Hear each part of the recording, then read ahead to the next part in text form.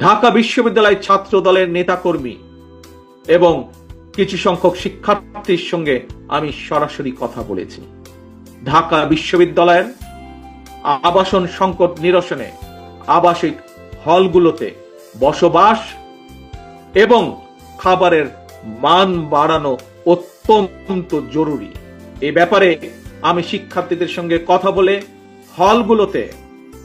হলগুলোতে বিদ্যমান সমস্যা এবং সমাধানের একটি লিখিত প্রস্তাবনা বিএনপির কাছে উপস্থাপনের জন্য ঢাকা বিশ্ববিদ্যালয় ছাত্র দলের কর্মীদেরকে আমি আহ্বান জানাই।